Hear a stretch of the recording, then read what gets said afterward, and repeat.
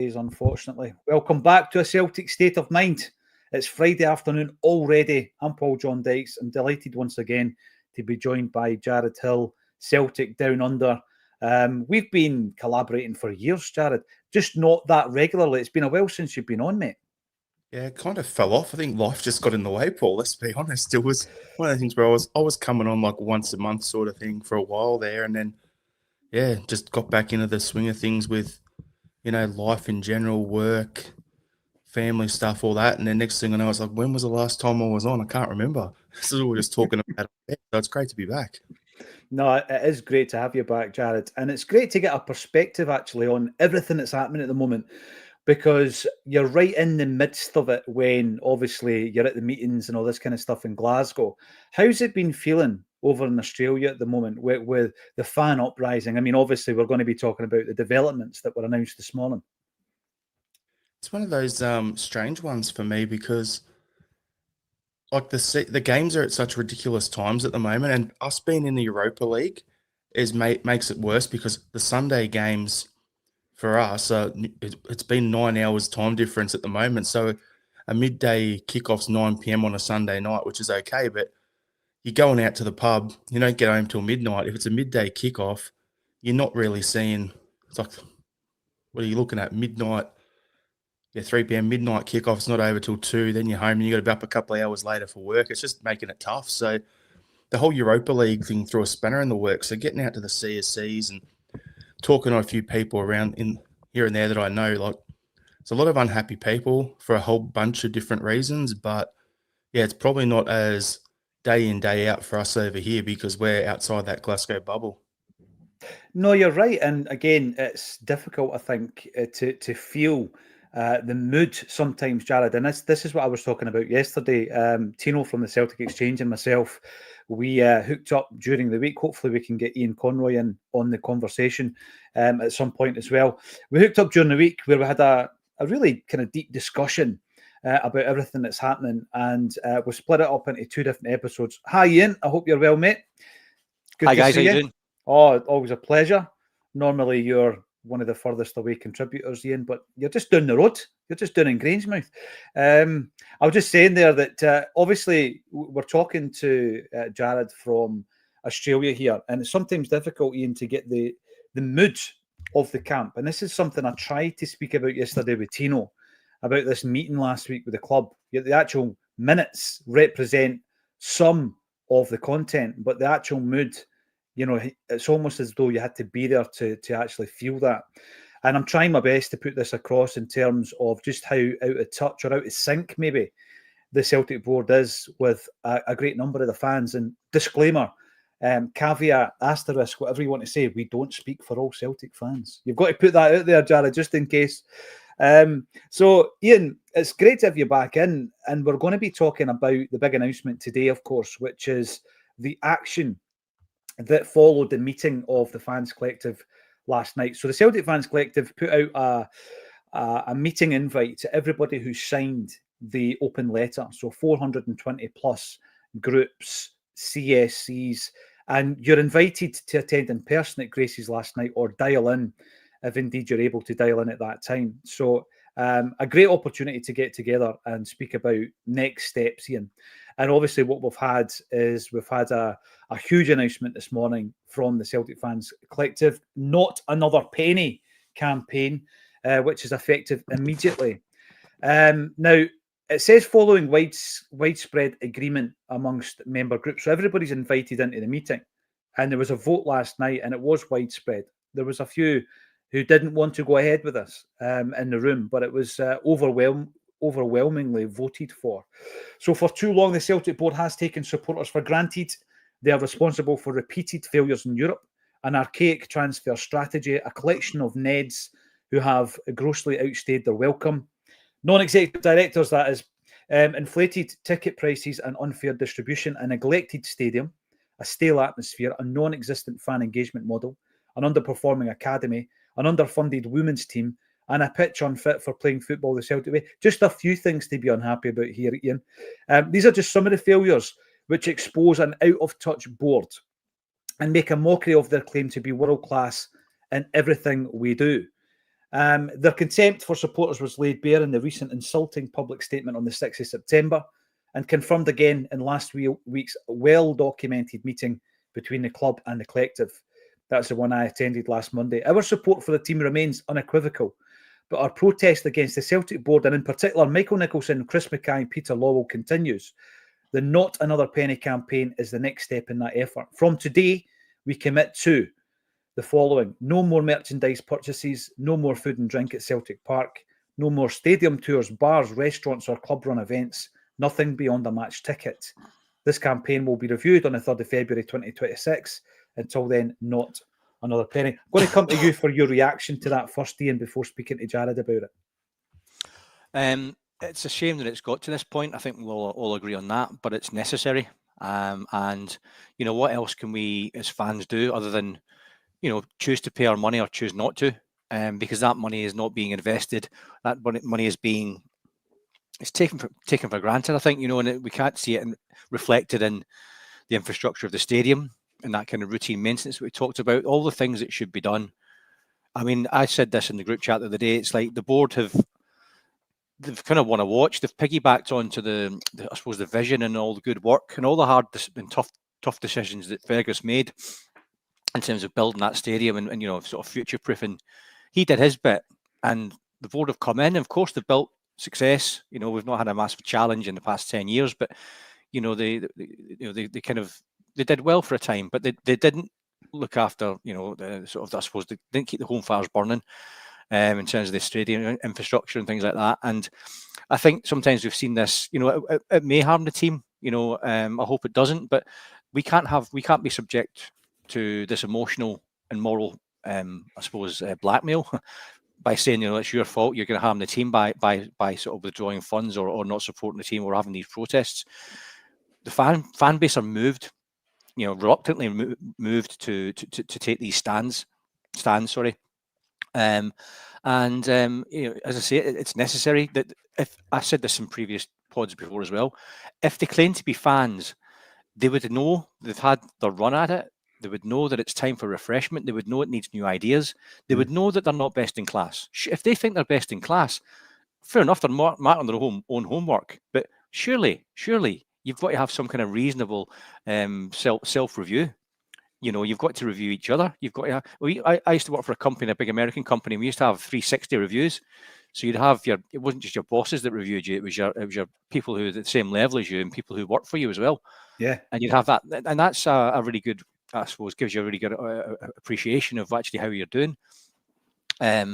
You know, and it's not necessarily to hit people over the head with it, but it kind of benchmarks things and tells you where you're at. And you should welcome these things because it allows you opportunity to improve and to continuously improve. I think that we are so myopic. I've used that word many times, but I do think we are. We're not looking elsewhere. What does world class look like? How do you know if you're only in one little small pond, you know, swimming about in it and happily and not seeing how it's done elsewhere? What do you benchmark it against? And again, what are the KPIs? Who's setting the KPIs, and then who's measuring them?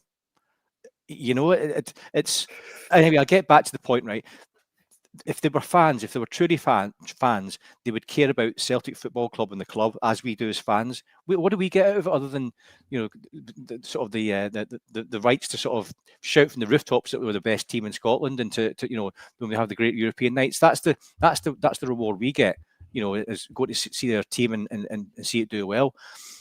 So as fans, you would think they would have this kind of self-awareness and also self-care of the club to actually go, you know, step aside and bring new blood in.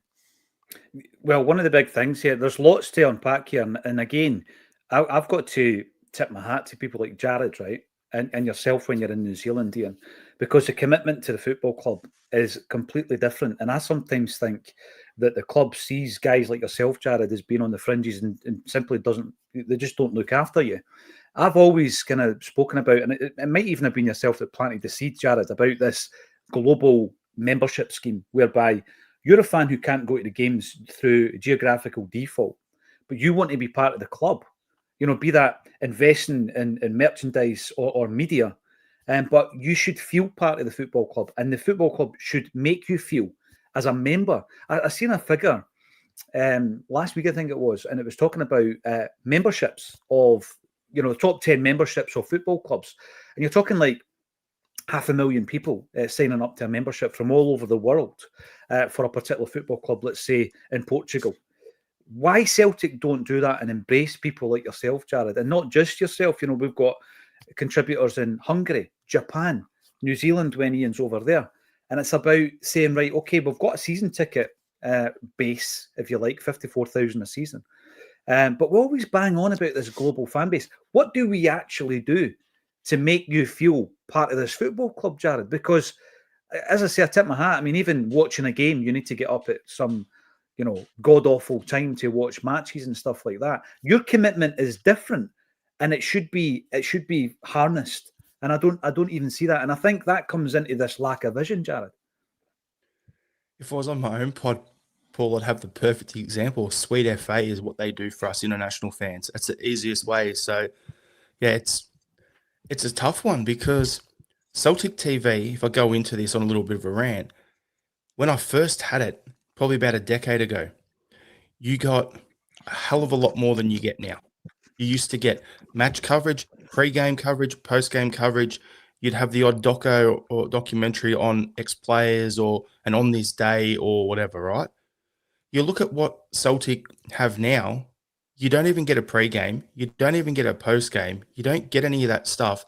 If you want that, it's behind the paywall even further, right? So that's the first issue. Back then, it was all HD coverage. Now there's 2 different tiers as well. And the equivalent for me, if I was to buy the HD version of Celtic TV, works out at around about £360 or something like that for the year. So double that to Australian. It's $720. It's more than a season ticket. Yeah. So if you work that out on the current thing, it costs more than a season ticket, and we get less than we got a decade ago. Yet there's actually more things there that we could get. And this is what we spoke about previously, Paul. If you had the men's team with all the pre-match, post-match, what we had during the pandemic, even that, like Path to Paradise, is a step up on what Celtic TV is now. So even if we had that, but then we still had that for the women's team, for the B team, if we had that, and on this day, play an old game from the history books, the club's been around, what are we coming up on, like 100 and 140 odd years? Been around for ages, right? There's all that there that you could come into it. I would happily pay that, not the money thereafter. Like an example is I've got a friend who's a Millwall fan. Okay, don't hold that against me. But this bloke, his Millwall have an international members thing, and they're in the championship in England. What this guy gets for 150 Australian dollars. So not even double to 300 pounds, like 300 Australian, 150 pounds. No, 150 Australian, so 75 quid, right? What he's getting for that is all the men's teams, women's, academy. Then he gets it on this day. They have documentaries on club history, club players, all that sort of stuff, right?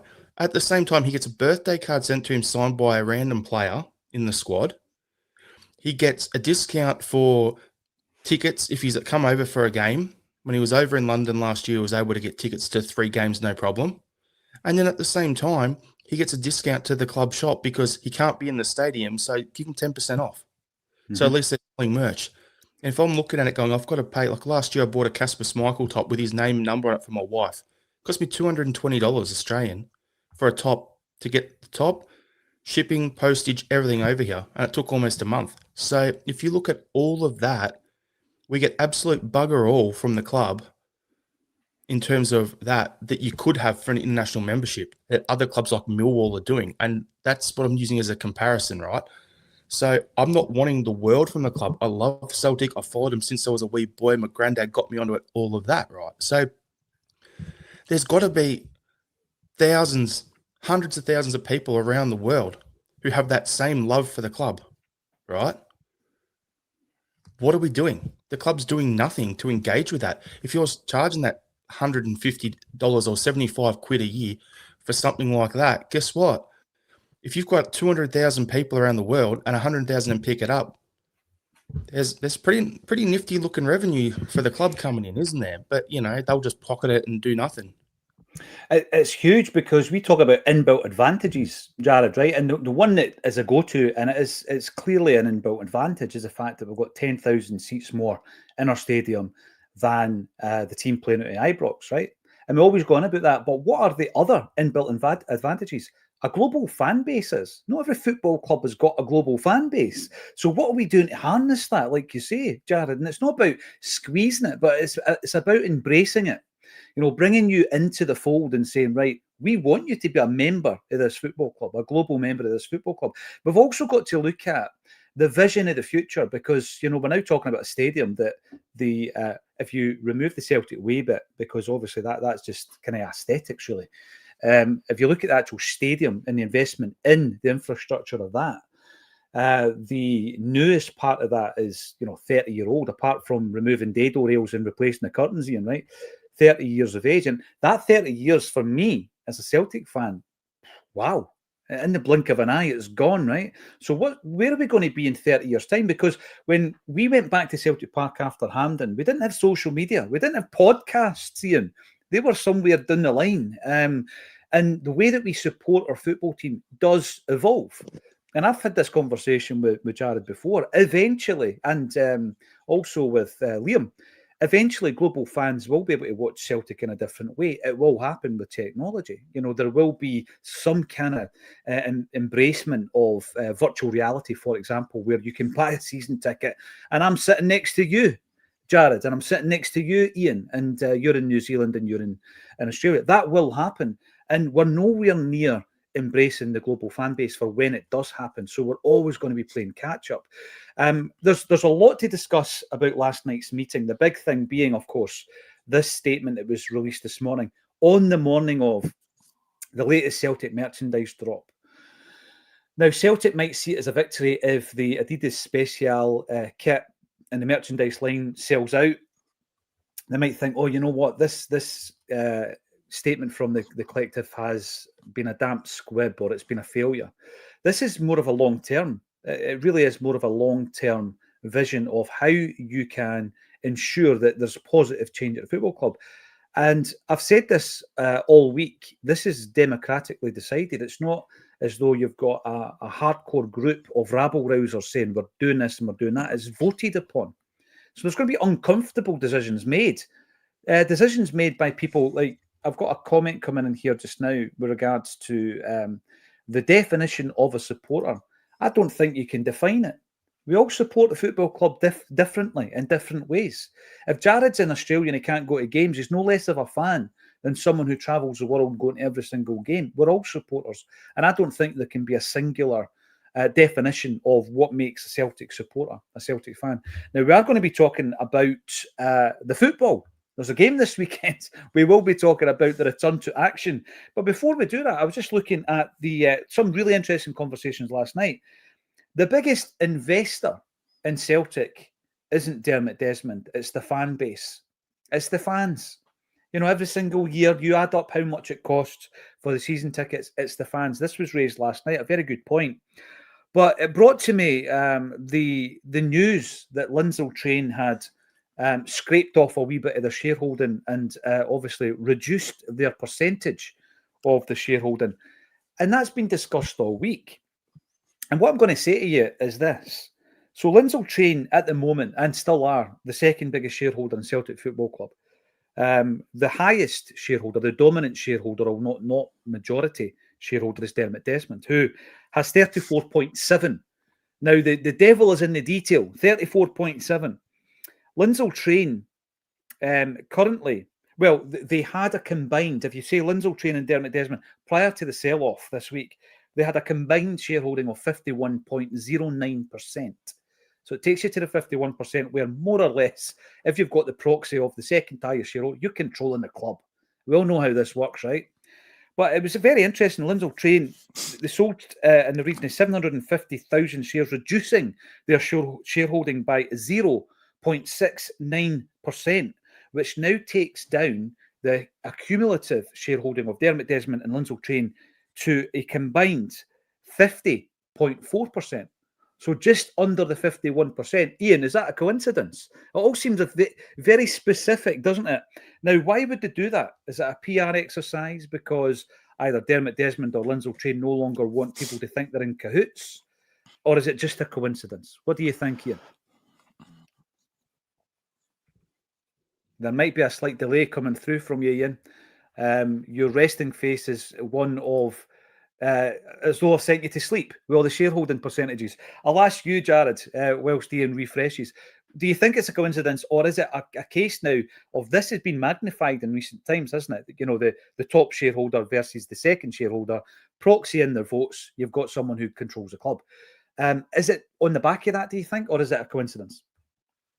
I don't think it makes too much difference at the end of the day. As you said, it's still got more than 50%, so they still have a controlling share in the voting block. So, yeah, I just think it could be something like, okay, they have a tax bill they've got to pay, so let's just get rid of a couple of shares here and pay that off, or something along the way, Lindsay Train. So they just thought, what's the easiest thing we can flip pretty quickly? Okay, Celtic shares, we get rid of, 0.69% of their shareholding, and it doesn't change anything on the voting side of it at board level. But if you asked me back, I don't know, let's go back to, say, before Fergus come in, who are the shareholders when I was a kid, I wouldn't have had a clue. This thing called social media and every single person walking around with something like this in their pocket, which is a computer that they can look it up on, that makes it why we can actually know what's going on. I would have had no idea about any of this, even 20 years ago. So yeah, I don't think it's much of muchness, really. Doesn't think that changes too much, but maybe it's because they're outside the bubble. The big thing with that, I've mentioned this before, Jared. Celtic supporters intricately know what's going on in the boardroom. The point you make is valid, right? I'm not sure most football fans do. I really don't. And I take it right back to the 80s and 90s with the fanzine movement, where they really did highlight and they amplified this message: sack the board, back in the day, and it was the old school board of the Kellys and the Whites. So since then, it's like being kind of politicized from a young age, and then it follows you throughout your life. You're constantly looking at and scrutinizing the boards.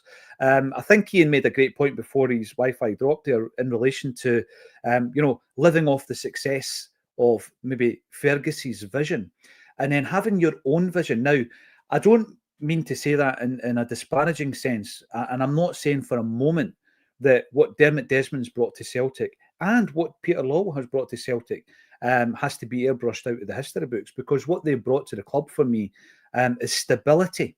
They've allowed us to be stable when everybody else around about us were running about with their hair on fire. And you know who I'm talking about in respect to that. You look at the way that Celtic have been operating as a financial company compared to the rivals who died in 2012 because they were doing it in a completely opposite way. Credit where credit is due. I'm not saying that for a moment, that you just airbrush them out and they're useless and all that, Ian, but we've got to coexist, and they've got to respect the fact that the biggest investor in this football club is the fans. So the point that was made last night is Lindsay Train decided to never ever attend a Celtic game, never buy any merchandise, never buy a pie, never buy anything in relation to Celtic but shares. So their investment was in shares. But in the last 30 years, 54,000 Celtic fans have bought season tickets. And what do we get back? Well, we get the sense that we belong to this football club. We get all the good times. We get the camaraderie. We get the community spirit. We get the emotional attachment to this football club, that going and watching them on a weekly or monthly or every time you can basis makes you feel connected to them. That's what we get back. We don't get dividends back. We don't get anything back for an investment other than the emotional attachment, the emotional element.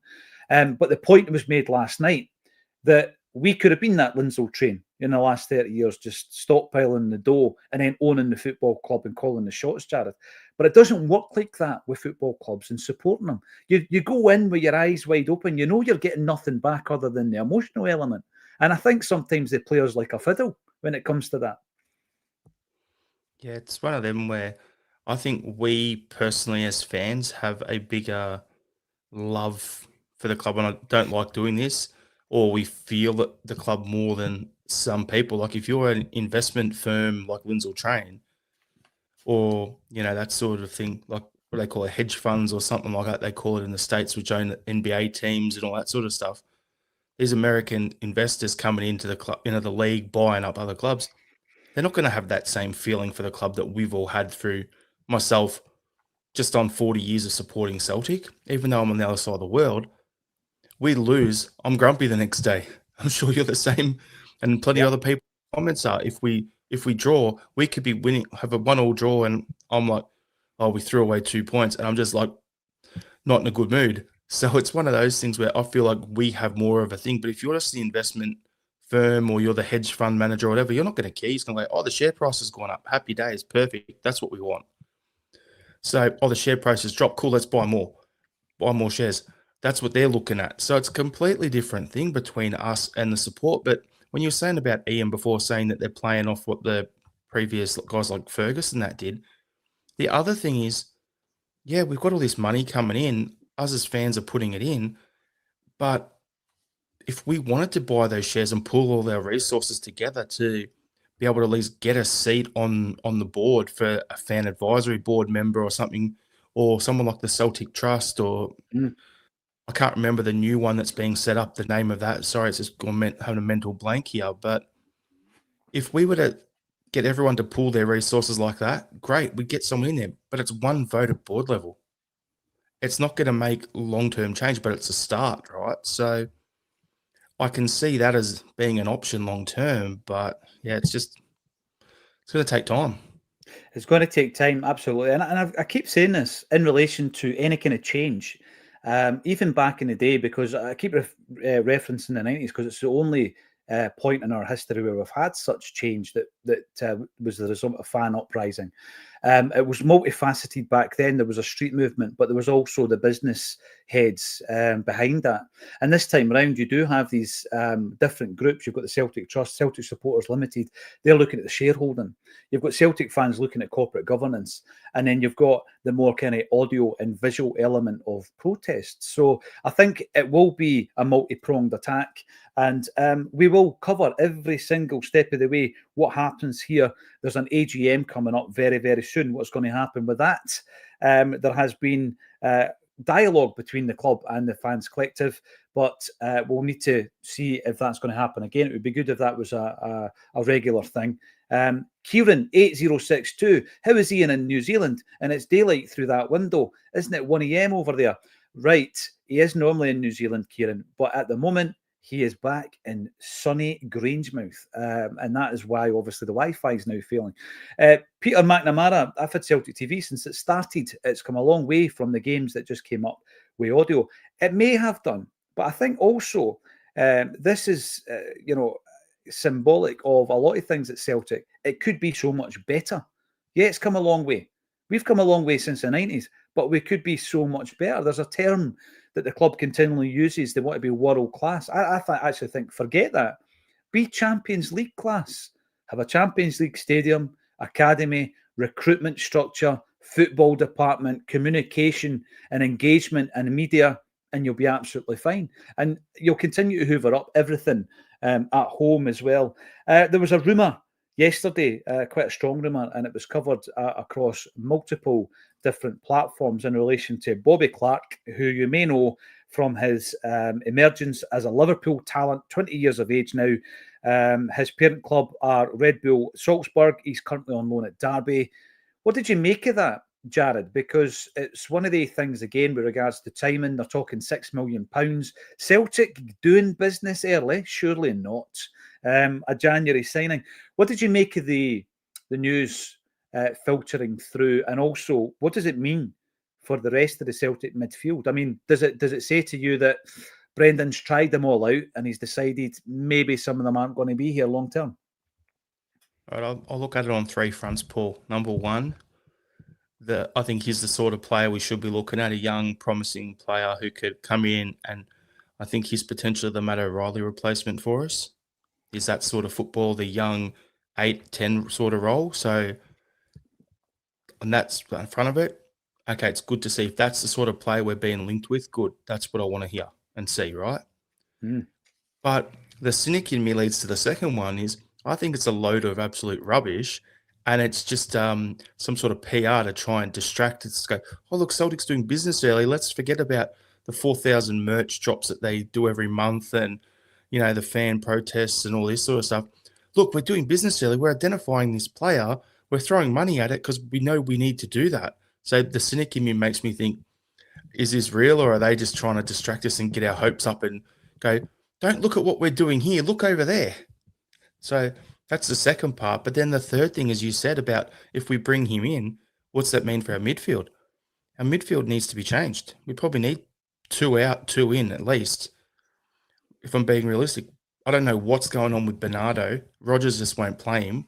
He's a quality player, but I wouldn't blame him if he was to move on for his career.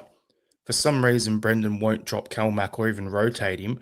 Yet when Bruno's legs started to go, he had young Kelmack next to him with 2 sixes doing his running for him. Kelmack's legs are starting to go. He can't play every game, so he should have someone next to him like an Engels or a Bernardo to do his running for him. He's not doing it. So David Martindale, you don't like podcasters telling coaches what to do, shove it. And but the thing for me is Hatade is probably going to move on. Let's be honest. Yeah. And then you've got Bernardo. He's not getting a game. And realistically, I like the endeavour that he puts in, week out. But is Luke McCowan making us better? We could probably get better than him in. So I think you've nailed it. You've nailed it with Rio. I think the big thing that I thought yesterday when I seen this, Jared, was Rio Hatate. Because see the other guys you've mentioned, right? I can see. I mean, listen. Let's look at who we signed. We signed the Portuguese under-21 captain. We signed Arnie Engels, who had a year under his belt in the Bundesliga. And he was sought after. That's the reason we paid so much for him. There were other clubs interested. So on paper, and I know Brian Clough always says that unfortunately football's not played on paper. I can understand why we signed the 2 guys. Have they developed, do you think? Have they made the impact? Because I certainly don't think Bernardo has made the impact I expected after his loan period. And Engels hasn't made the impact this season that I expected after his first season. But I still see them as part of our future. Rio and possibly Luke McCowan are the 2 guys I'd be looking at, Jared, if we were to spend £6 million on a midfielder. They're the 2 guys that I maybe would fear for in terms of their future. Yeah, they're the obvious ones. But the other thing is we're talking about bringing in quality players and Kelmack's position. But if we go back further to when it was Bruni and Kelmack together, who else have we brought in those positions? Abui Kouassi, anybody? Who else do we got? Where is he now? Ibu Kouassi. Oh, blast from the past. So just throwing in someone like that, and then there's a whole bunch of other guys that we brought in trying to be the next Wanyama, that midfield destroyer to play to them. Well, how much money? Like I've said on the pod before in our one, those £1 to £2 million strikers that we've signed in the last 10 years, we spent £28 million on that range, and none of them really did anything. We pretty much wasted just as much bringing in defensive midfielders to play alongside guys in the middle. So, yeah, definitely, I think we still need that big, solid defensive midfielder who's going to go out there and just smash people and, be that enforcer in the Wanyama sort of thing. We still need one of them. Plus, we need to be bringing in someone to replace Hatade if he moves on, and then we could always upgrade McCowan. So they're the 3 obvious things that we need to do. Yeah, the other one that I always forget was Angie's signing of Olivier Abilgard. Remember him? Oh my God. Another guy that came, saw, and left with a whimper. David Martindale, big shout out to Davy boy. Yeah, you don't like fans having a voice. That's interesting. In any case, we'll leave Davy to do what Davy does. Ian, I'm delighted to say that you are moving freely, and I think we can hear you as well. We were just talking there about the interest in Bobby Clark. You keep a keen eye on other regions of football. You'll be aware of the player. Some might say that, Derby on loan, maybe it hasn't gone the way he would have expected when he went to Red Bull Salzburg. But if it had done, an emerging talent from Liverpool onto RB Salzburg, if it had gone to plan, we probably wouldn't be in the discussion. We need to look out for wee guys that's maybe gone off piste a little bit. Jared says, and it's easy as a Celtic fan to be cynical. Jared says the timing was interesting yesterday when that was released. I agree with that. What do you make of it? If there is any any fibre to the story. What do you make of that? And what do you think of the future of the guys that we've been talking about? Luke McCowan, Rio, Bernardo, Engels. Who does it affect, do you think, Ian? Well, I think any of the attacking midfielders. I think McCowan. I love McCowan, but I think I know you were kind of vocal in before we signed him. You didn't maybe think he was the type of player that Celtic should have been going for. And I suppose I was on the fence a little bit, but I think as time's gone on, I think he's a good player, McCowan, but I think he's maybe not the type of player that we need. He's not up to scratch really in terms of standard. And I think Bobby Clark, as little that I've seen of him, he had a good breakthrough season a couple of seasons ago under Klopp. It was that maybe 2 or 3 ago now. But I do worry a lot of these players that are at big academies. They're almost protected in this little bubble. They're not out and playing, and sort of maybe they're not developing as quickly as maybe players at a similar age would have done maybe 10, 20 years ago.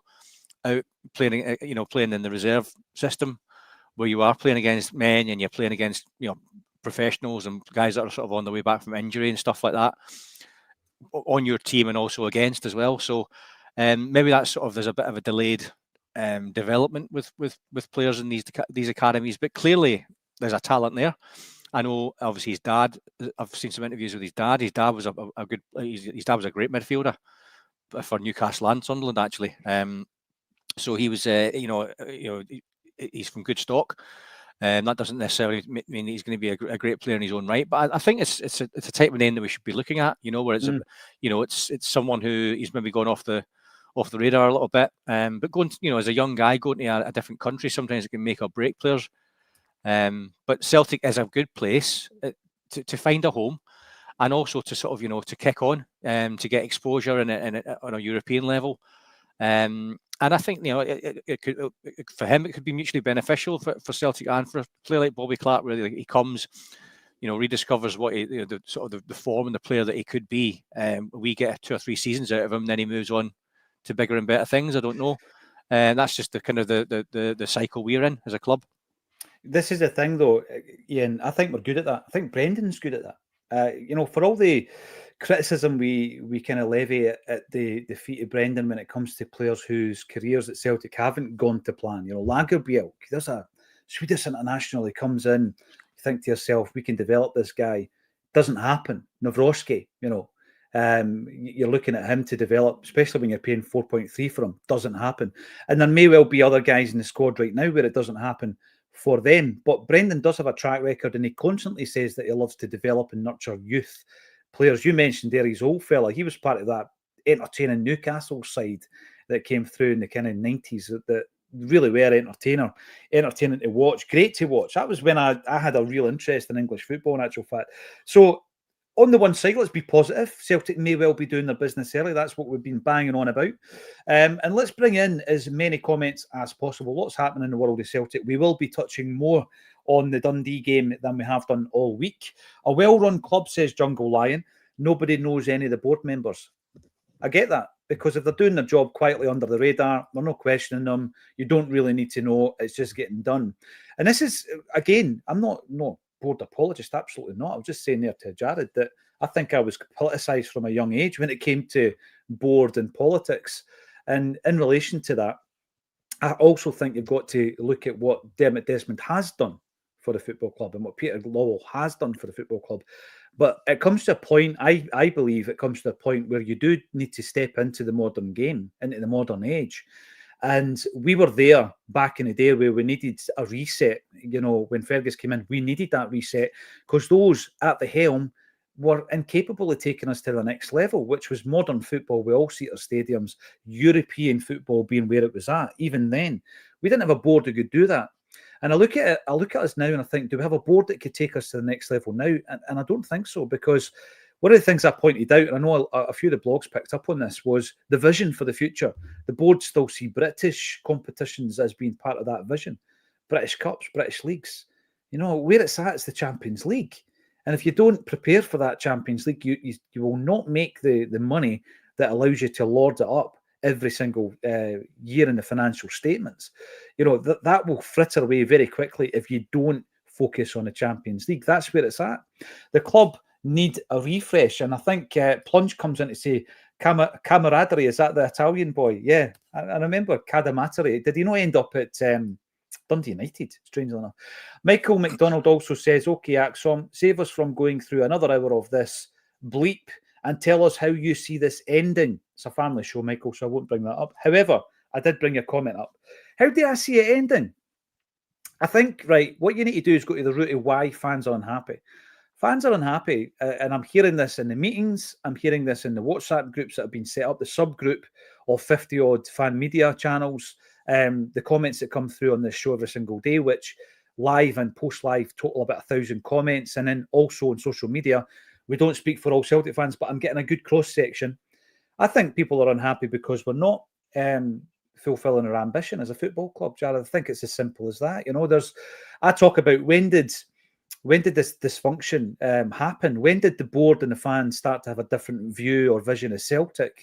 And it's a difficult one to pinpoint, but I spoke about that 9 in a row run, Jared. You know, we were focused on winning 9 and then 10 and everything that happened in that. Did we have a really, really good European run during that period? A really good European run? Well, we had the last 16 under Lenny when Juventus beat us, and that takes in your Barcelona game. But other than that, did we have a fantastic run at Europe? Probably not. So our focus probably was domestic at that point, Jared. And I think there's been a bit of a reset during COVID, losing the 10, where Celtic fans are saying, right, is it enough now to go for 9 and 10 again and just stockpile the cash and sell to the same people time and time again? Or can we move on? And I also think somebody criticised me yesterday for continually mentioning the Bayern Munich game. But let's be honest, guys, it's about the only glimpse of European progress we've had in the last decade. So I'm going to reference it. We got a glimpse of it, Jared, where it was like, oh yeah, 10 Champions League games a season. Could get used to this. This is how the club moves forward. The parochial element of that rivalry with Rangers, I think, has diminished for obvious reasons. And I think gradually we've got to the point where we want more, not in an entitled sense, Jared. We just want more for what we are able to do, what we should have a vision of. Celtic have got bags of potential. We're not living up to it. So I think that is the root of the fans being unhappy, Jared. Could you add to that? Do you agree with it? I think a lot of what you said there is what I think, Paul. It's one of them ones where growing up, it was all about stopping them getting the 10. That was when I first started following, like we were rubbish in the 90s, stop them getting the 10. Cool, we done that. Now it was back and forward with the financially doped club trying to win the comp and get into the Champions League, right? And we had the Seville run and all that. So being 1 point ahead of Rangers, and yes, it was the Rangers, and it's not, Sevco, the Zombies, whatever they are now, right? But at that point, it was about winning the league because of what we've been charged with from the 90s. But since they died, and then they've come back in this current form, and they've been a bit of a shambles, I think we got a bit distracted in that whole run for the 10 in a row. And we didn't just miss the 10 in a row in the COVID season. We missed it in Lenny's first season as well, so we could have done the 10 in a row at both ends of Lenny's first stint and Lenny's second stint. So we got distracted from Europe. During that time, we had the good Europa League run under Lenny. And we had, in his first run, we had the one you were talking about with the Juventus game. That's about it. Mm-hmm. So last year was something to get excited about, and it showed us what can be done here and what, if we believe and invest in what we want to do. And where you spoke earlier, Paul, about the stability of the board was needed. Yeah, that's great. But I think there's like levels, and we've got to a point where it's time to level up and take our wires and look back and go, yeah, winning the league's great. What do we won? 4 in a row. We're going for 5 in a row, if my memory's right. I don't know. It's a bit late over here now, but we're going for the 5 this season. There you go. But looking at that, I'm not impressed by that. Like, yeah, we're winning the league. Great. I want to win the league every year, but I want us to progress in Europe. And when you look at clubs like, I'm going to use Ajax as an example, right? They have a 4-year cycle. They will have a team. They will blood a bunch of youngsters. They'll bring them through. They'll buy what players they need. They might lose the title once every 4 years, right? But there's 4 quality teams in that league. So they're able to do that, develop their squad, and have that 4-year cycle with players coming in and out and selling players at the end of their cycle, replacing them, and off they go. We don't blood our youngsters. Our youth academy isn't creating players of the level we need. Our recruitment's hideous, and we're just flying by the seat of our pants, basically. So I'm looking at it going, if the money we've got, we're a big club in a small league, we should be comparing ourselves to our peers, basically, in other leagues, like your Red Bull Salzburgs, like your Portos, your Lisbons, FC Copenhagen, Bodo Glimt. These sort of clubs are spending probably 10, 15 million a year less on wages than us, but they're doing business in the transfer window. Even a Club Brugge, let's have a look at them. Look at what they're making. They made like 130 million pound or euros in transfer profits in the last 4 years. They've got a model. We don't have that. And this is where I've said for years, I want us to get I think we potentially need to get a director of football and separate the board running the business and the football side with the director of football heading up. And I've always said the ideal candidate for me, with his management experience and being an agent and the ties to the club, because we know our board love having someone who knows the city, is Jackie McNamara. That's the guy I want as our director of football. We set it up and let Jackie run the show. And that's going to make us make those jumps that we need to take the eyes off the domestic and push it to Europe, because that's what we need as a club. That's what we want as a club. I'm over here in Australia. You can hear the passion here. I want us to go well. I don't expect us to win the Champions League or win the Europa League, but I want us getting through the knockout rounds, at least 2 or 3 knockout rounds a season. It's achievable. Brilliant. Absolutely superb, Jared. And by the way, you're speaking my language when it comes to Jackie. I have mentioned him in respect to the academy in the past, but when you look at his experience, player, manager, CEO, was that the role he had at York? He had a corporate role at York, and obviously as an agent as well. So I do think that when you look at Jackie McNamara, he's got so many tools that could be brought to this football club, not just because of his links to Celtic, because he's capable of doing it. In terms of his relationship with the football club, here's a guy that, he's a treble-winning player who was a captain of the football club, played in a European final for Celtic, had a testimonial for Celtic. And he's the type of guy that I think needs to be celebrated, not derided because he was the agent that took Ben Doak to Liverpool. There's so much more to that deal than meets the eye. So, Jared, absolutely love that. I love a bit of passion coming from Australia. But in terms of the other point you made, and I find this interesting, and it's just something that started to occur to me, is where did this change? Where did this vision change? I think you're right. To win the league in the past was to get one over Rangers, and then it was to chase the 9 and the 10. It was all about that.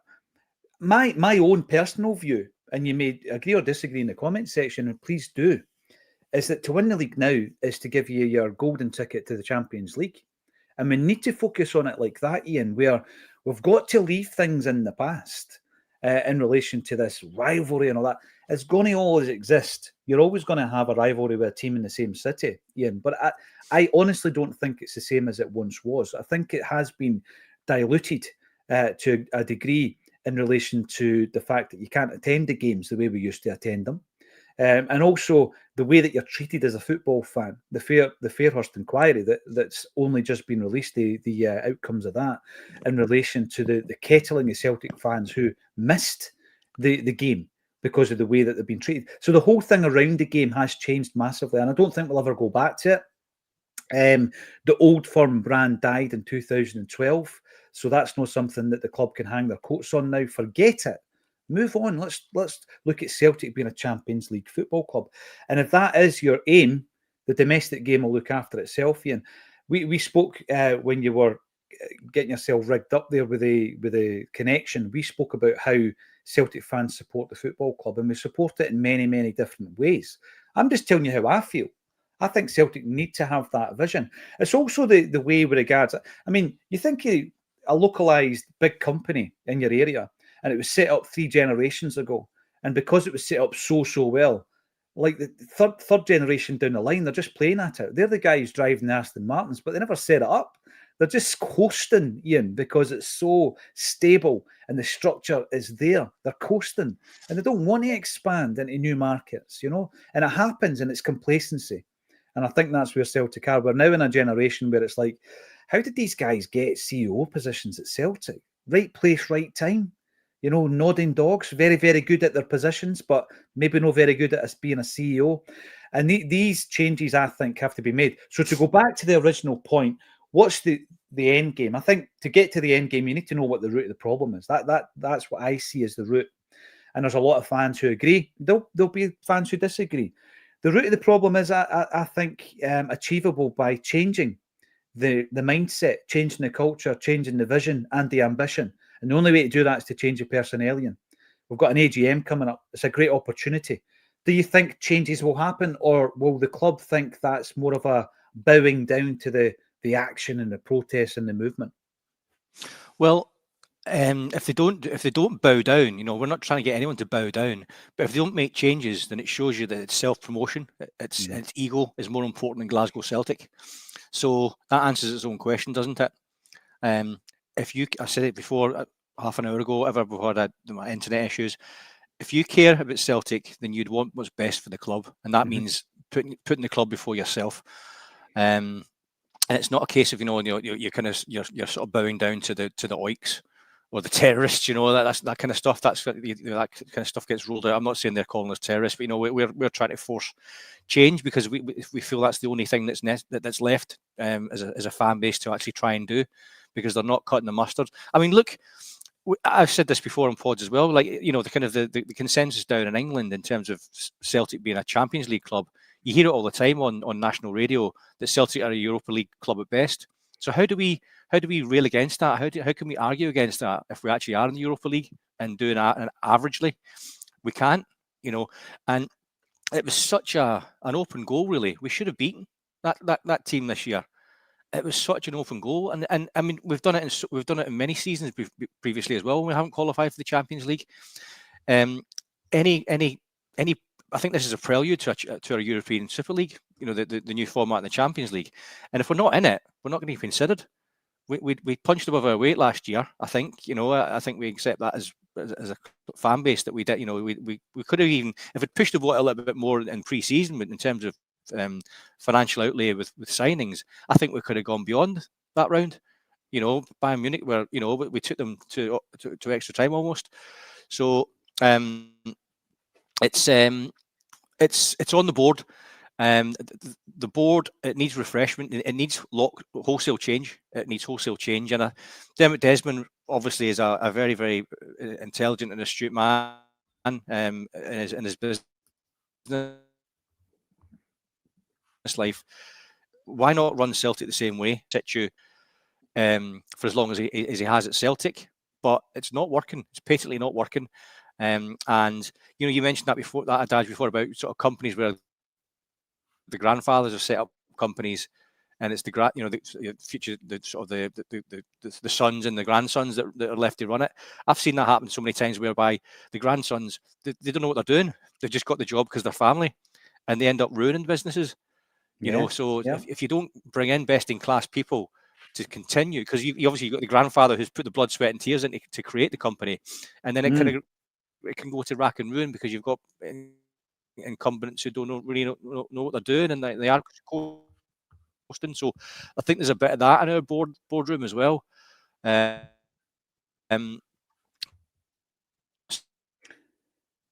And it happens again. Sorry, Ian, that's you dropping, mate. But it does happen when you employ people through nepotism, favoritism, all this kind of stuff, right? And cronyism.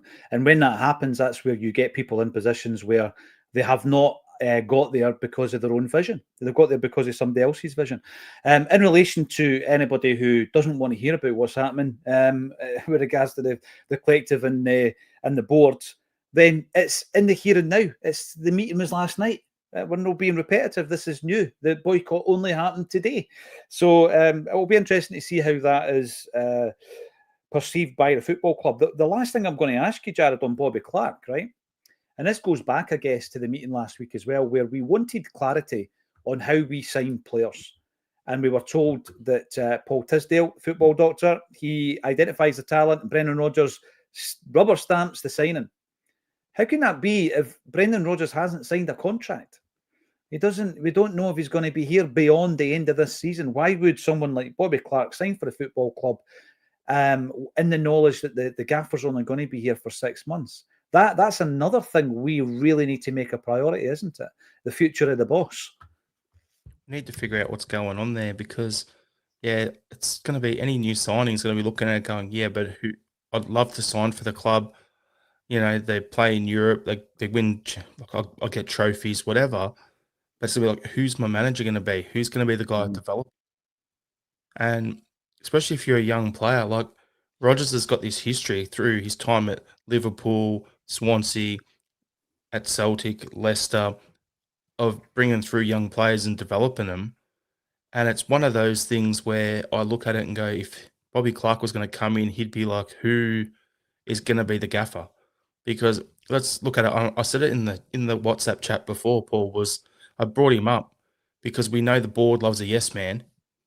And if Rodgers is to go, Maloney's in the door. That's the obvious option, either him or Kennedy. Would Bobby Clark want to sign with Celtic to be developed by one of those two? Hell no. So it's one of them where we need to sort out what's going to happen with Brendan. Do we want him to stay? Yes or no? As a fan base, do we want him to stay? As a club, do we want him to stay? Brendan, do you want to stay? And figure it all out. It can't be nepotism. It can't be favoritism.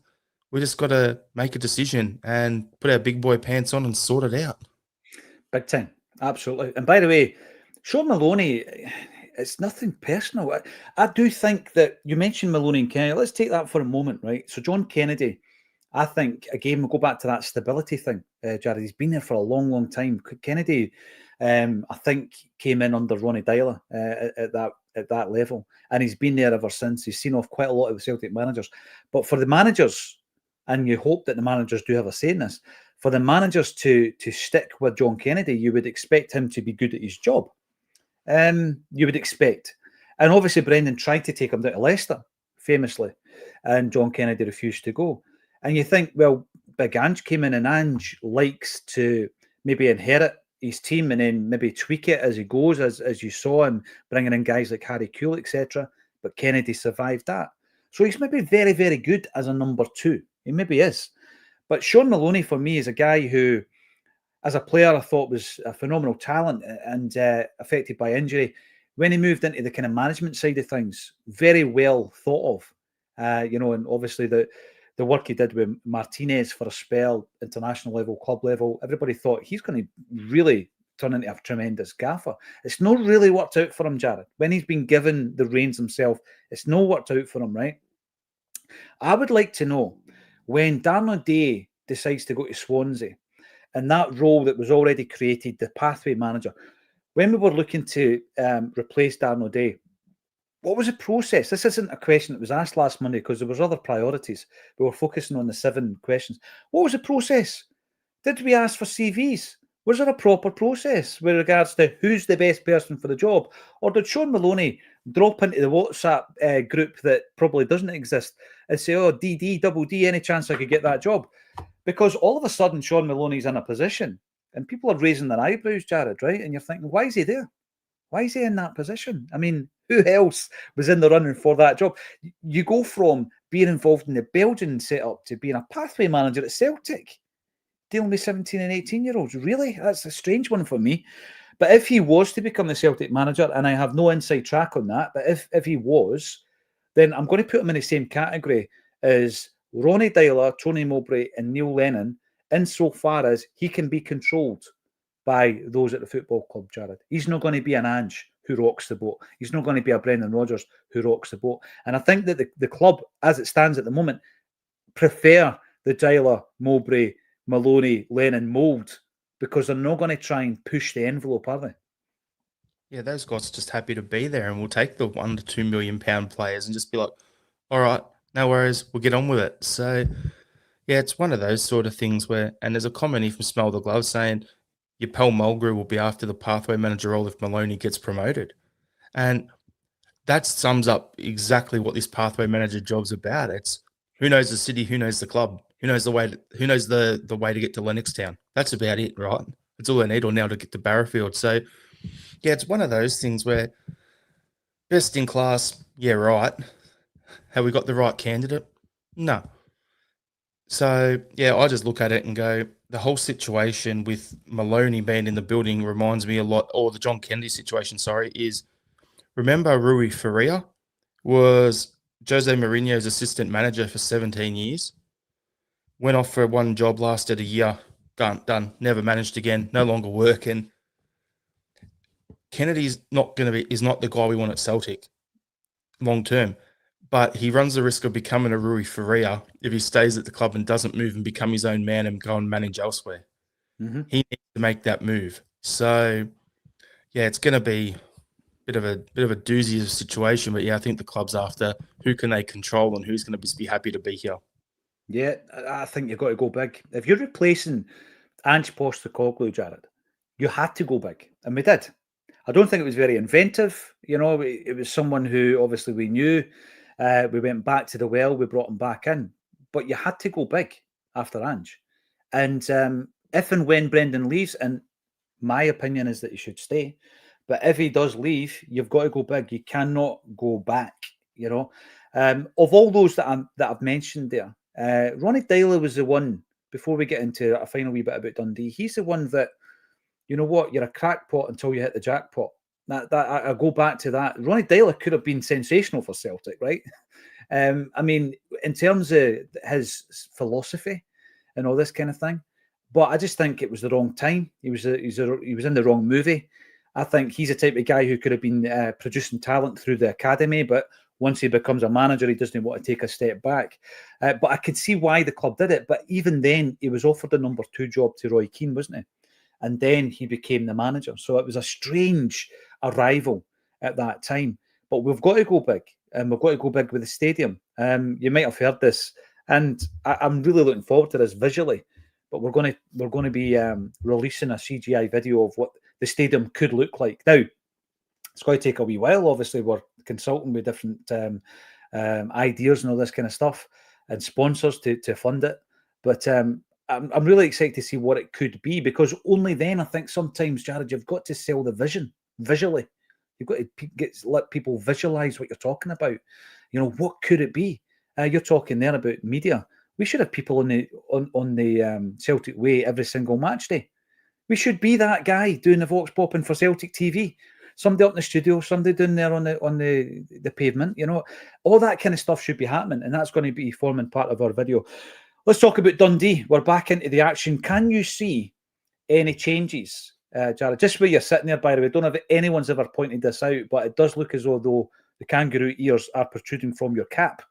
There's a shot. There's a shot. I'd rather that than my tiara that's in the drawer down here that I had to wear one pod after saying that Tilio would actually break into the first team when we signed him. So end of season review, I had to wear his bright pink tiara for an episode. So I'd rather the kangaroo ears like this than a tiara, guys. So I'll there take that. Go. That's easily cropped, by the way, on Photoshop. We look at the game against Dundee. Balikwisha gave us something to chew on in his last game. Obviously, he played his part in the winning goal. Engels came into the side, played his part in the winning goal. Maeda's been on and off, hot and cold. How do you think we're going to line up? Is it going to be pretty predictable the way we line up, do you think, Jared? It's all going to depend on how our wingers have recovered from those knocks they got on international duty. Is Maeda fit? Is Tenecti fit? They're the two questions. The rest of the team pretty much picks itself, all things considered. So, yeah, they're the two questions, because if Maeda's fit, then I'd start him on the right. If he's not, then it's either Yang or it's Jamesy. They're your options. On the left, we're good. We've got Balikwisha there, so I'm not too fussed. I thought he's starting to come onto it a bit now, so that's good. But yeah, it's going to depend more on the injuries for guys coming back from international duty. Yeah, I agree with that, actually. And I was hearing that Tunekti had played on the right-hand side as well. I don't want his form to suffer from playing somewhere else on the park. He's looked really good on the left. And yeah, someone mentioned yesterday that his performances weren't as good in the last couple of games. I think it's because people are doubling up on him. And it's about him overcoming that now. One final point from Ian. Always a pleasure to see Ian Roy coming in. A teaser. What's the point in watching that? It won't happen. You're talking about the stadium redevelopment won't happen. I think I'm going to use Steve-O from Celtic World Order as an example. So Steve-O did the walk around the park and he filmed it. And from there, the amount of people that then started talking about being unaware of the state of the stadium, Jared, simply because they've got the visualization of it. This is what it's looking like. It's not great.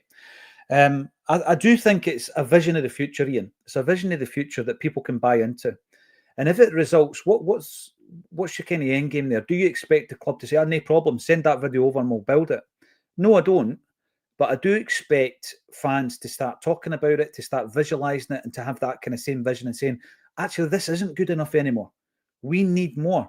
And if that more means that the club start talking about it, explaining their decision, there might be a reason why they don't redo the main stand. The reason they've given is not good enough, as far as I'm concerned, which is we don't do that whilst we're playing in Scotland.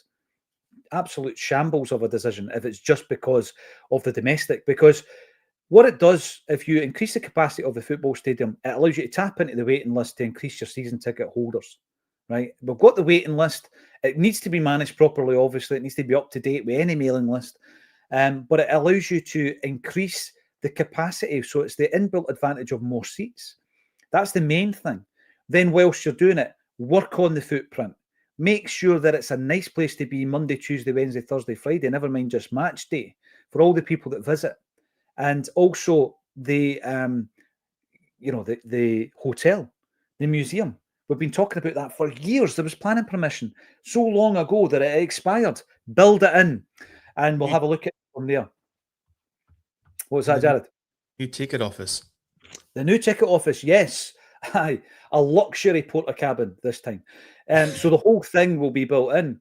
And Ian, it's about visualising it and saying this is what we could look like. And again, it's almost like, why not? Why not? This is all about creating a vision of what Celtic could achieve. And why not do that as well as talking about it on here, which is great, but giving you the idea of what it is we could achieve. So that's the whole reason behind that, Ian. And then I think also if you go into a meeting with people at Celtic, I think it's always good to have up your sleeve a kind of presentation, a visual element to say, right, this is what we could do. And also, here's some figures.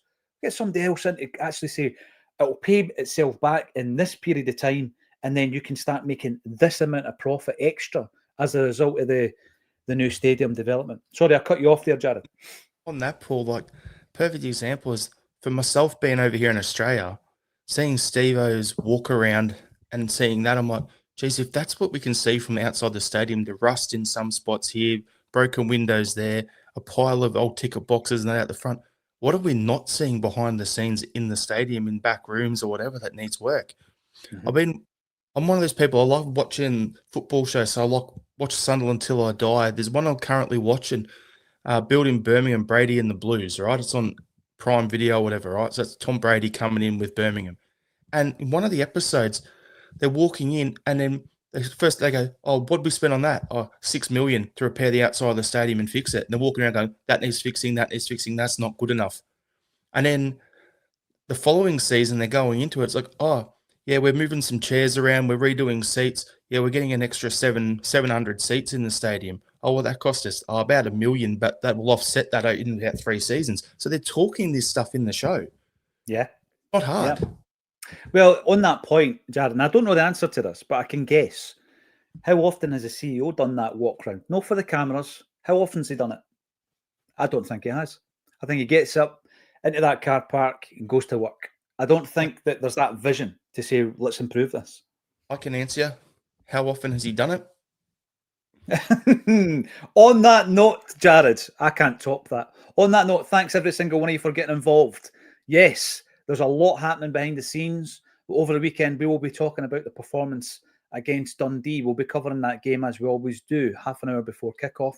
Thanks every single one of you for getting involved. And thanks again, absolutely delighted that Jared was able to join us from Celtic Down Under. Go and check him out on the YouTube and on the socials as well. Always a pleasure. Thanks for joining us on Celtic State of Mind.